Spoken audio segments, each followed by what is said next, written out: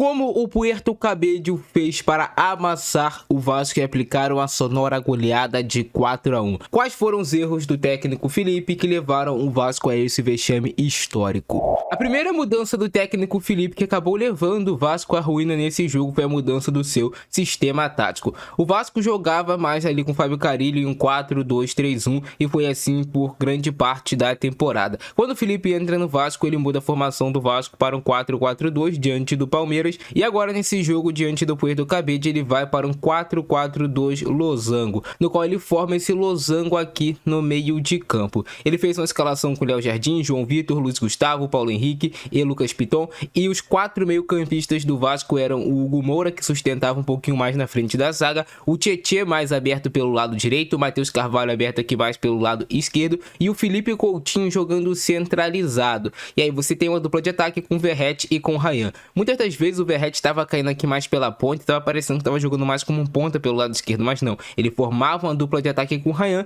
ele acabava caindo mais pela ponta porque o Vasco não tinha jogo por dentro e o Verratti vinha tentar receber essa bola. Só que aí você tem um problema muito grande, o Verratti não consegue jogar bem com os pés, então ele não vai conseguir sustentar essa bola aqui na ponta esquerda até esperar algum outro jogador do Vasco chegar, se aproximar para ele dialogar as jogadas. Esse era um primeiro problema do time do Vasco. Quando você atua com esse 4-4-2 losango, a ideia é você privilegiar o seu camisa 10, no caso do Vasco, camisa 11 Felipe Coutinho, que é o meia que fica com mais liberdade. E o Vasco teria, em tese, mais jogadores jogando no corredor central e conseguiria dominar as ações por esse setor. Mas não foi isso que aconteceu, foi pelo contrário. Esse 4-4-2 losango do time do Vasco foi a derradeira para o Vasco ser goleado e humilhado pelo Puerto Cabello. Por outro lado, o time venezuelano vinha com Romero no gol, vinha com Linares na lateral esquerda, Mbaye na zaga ao lado de Peraza e na lateral direita o Cassiani. Jogando mais aberto pela meia pelo lado direito o Guerreiro, jogando mais por dentro o Contreras e o Cadenho, e o Padrão jogando mais aberto pelo lado esquerdo, como esse meio pelo lado esquerdo, e tinha uma dupla de ataque entre Paredes e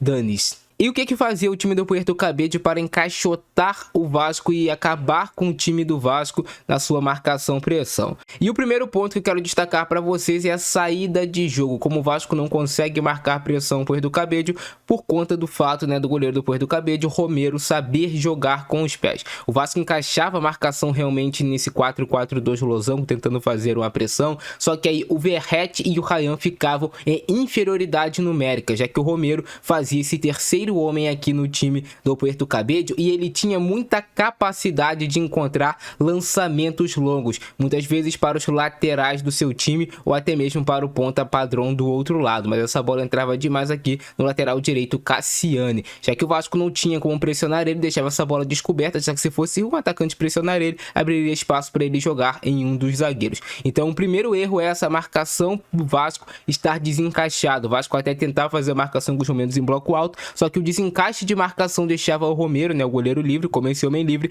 e ele, por conta de ter a capacidade de jogar com os pés, encontrava esses passes. Outro problema que tinha o time do Vasco era na sua construção de jogo. Por outro lado, o Vasco não tem um goleiro que sabe jogar com os pés do Léo Jardim, então ele optava por colocar o Hugo Moura no meio desses dois zagueiros, abria os dois zagueiros, e quando você joga nesse 4-4-2 losango, você precisa ter os seus laterais ultrapassando para dar essa amplitude ao time, senão seu time vai ficar só com o jogo no corredor central, você não vai ter jogadas de amplitude. E qual é o ponto mais forte desse time do Vasco? Cruzamentos na área para o Verratti. Primeiro que o Verratti ele só consegue ganhar esses cruzamentos quando eles vêm do lado do Lucas Piton e ele joga mais aqui pelo lado direito de ataque. O Verratti estava jogando mais pelo lado esquerdo, mais junto do Piton, então a gente já tinha uma primeira dificuldade. E aí essa saída de bola do Vasco funcionou somente uma vez durante o jogo todo, uma vez que o Vasco conseguiu sair tocando de trás, quando o Hugo Moura carregou essa bola, conseguiu encontrar o Matheus Carvalho, e aí sim o Matheus Carvalho conseguiu girar o corpo e fazer valer essa superioridade do Vasco no setor central de meio de campo, encontrando o Felipe Coutinho livre,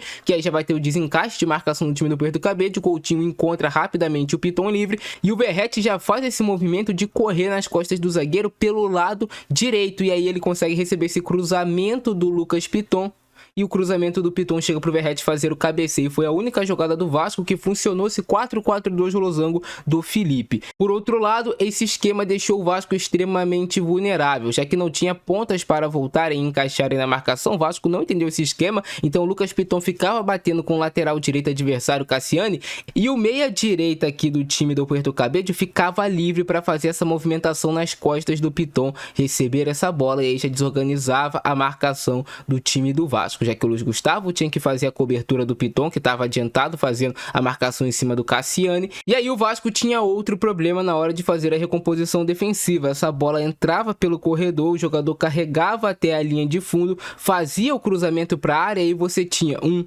2, 3 jogadores do Puerto Cabello entrando na área contra somente 2 jogadores do Vasco. Os volantes do Vasco eram facilmente batidos e ficavam para trás. E aí mesmo um jogador de 1,50 m de altura conseguia cabecear e levar vantagem em cima do Paulo Henrique. Outro problema muito grande que tinha o time do Vasco para sair jogando era quando tentava encontrar a bola no corredor lateral. Essa bola do zagueiro João Vitor ou uma bola do Luiz Gustavo também para encontrar o Lucas Piton.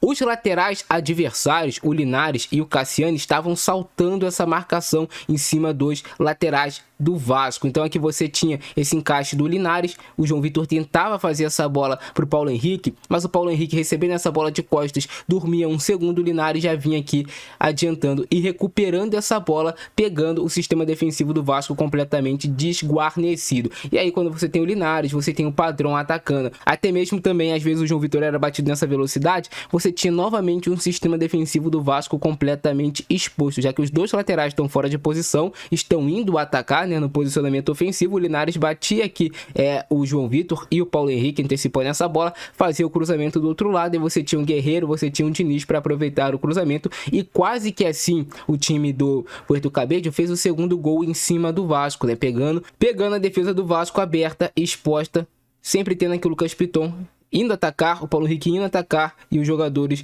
do time do Puerto Cabello saltando essa pressão do Vasco, saltando essa marcação e recuperando essa posse de bola. Isso aconteceu por vários momentos. Outro problema que tinha o Vasco na saída de bola era erros de gestos técnicos dos seus jogadores, que iam até de um arremesso de lateral cobrado mal feito pelo Paulo Henrique para encontrar o Matheus Carvalho no corredor central, que já pega uma bola mal dominada, ele volta essa bola no Luiz Gustavo, o Luiz Gustavo volta essa bola no Matheus Carvalho, e aí você já tem o 4-4-2 do Puerto Cabello saltando a sua marcação, antecipando, recuperando essa posse de bola, deixando o Gumora vendido para cometer o pênalti. Isso aconteceu várias vezes durante a partida. O time do Vasco errando na saída de bola, erros realmente básicos, erros ali de fundamentos, de passes, e muitas vezes por falta de confiança, até mesmo de recuar uma bola no Léo Jardim, com medo do goleiro se atrapalhar, com medo de tentar um drible, com medo de tentar uma jogada mais difícil. O Vasco não tinha tantas possibilidades de sair jogando com suas linhas de passe claras,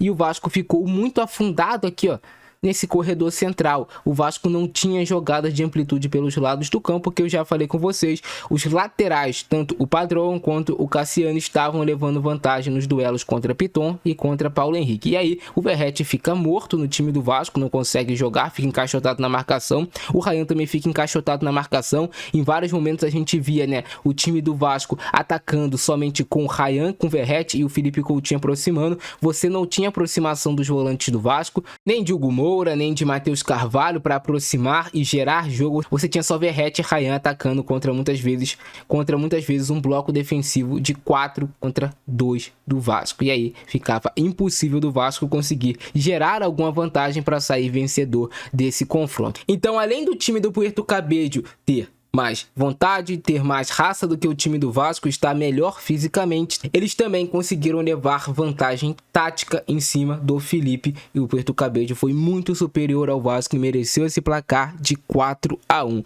Esse gol do Vasco ainda foi um gol achado, de jogada de bola parada, não foi um gol construído. E aí, Felipe, será que ele vai manter esse 4-4-2 losango no meio de campo para o jogo diante do Vitória, tentando novamente essa mesma escalação? Ou será que ele vai voltar para o 4-2-3-1 3-5-2-1, que eu acho que é um esquema que se adequa mais a esse elenco, a esse time do Vasco. O time já está mais acostumado a jogar dessa forma e talvez seja a melhor opção nesse momento, no qual você tem pontas encaixando pelo corredor e você fica com a marcação mais fácil, e o Vasco também já sabe atacar dessa maneira. O Vasco sempre atacou muito pelos lados do campo, tentando gerar essa superioridade pelos lados, né, para gerar cruzamentos do lado contrário, gerar cruzamentos na área, e a gente não viu isso nesse último jogo por conta da mudança de formação. Então sim, claro, você tem um time do Vasco mudando o esquema, você tem um esquema que não funciona, mas também não podemos aliviar e falar sobre os erros técnicos dos jogadores do Vasco que culminaram nos gols. Matheus Carvalho errando, o Paulo Henrique errando um lateral básico, você vê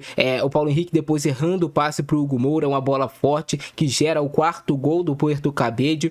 Então o Puerto Cabello foi superior e mereceu vencer essa partida diante do Vasco. Na batalha tática, na batalha corporal também dentro de campo, o Puerto Cabello foi melhor do que o Vasco no seu 4-4-2, diferente do 4-4-2 do Vasco, era um 4-4-2 mais tradicional, que muitas vezes até virava um 4-2-4 na hora de fazer a marcação pressão em cima do time do Vasco no corredor central, e um time sempre pressionando o Puerto Cabello. A diferença física de um time para o outro me chamou muito a atenção. O Puerto Cabello vibrando em campo, marcando pressão praticamente o jogo todo o time do Vasco, e o Vasco não conseguia fazer pressão uma vez. Claro, também por conta do esquema que batia errado e por conta desse goleiro aqui, Romero, que jogava com os pés e causava esse homem livre na saída de bola, e o Vasco não conseguia encaixar, fechando as linhas de passe. Mas essa foi nossa análise de Vasco, Puerto Cabello. Foi assim que um time pequeno da Venezuela fez para bater o Vasco. Gostaram do vídeo? Deixa o like, se inscreve no canal, ativa o sininho embaixo para você não perder nada que eu publicar. Esse é o nosso vídeo de hoje. Abração do Francesco, nós fui!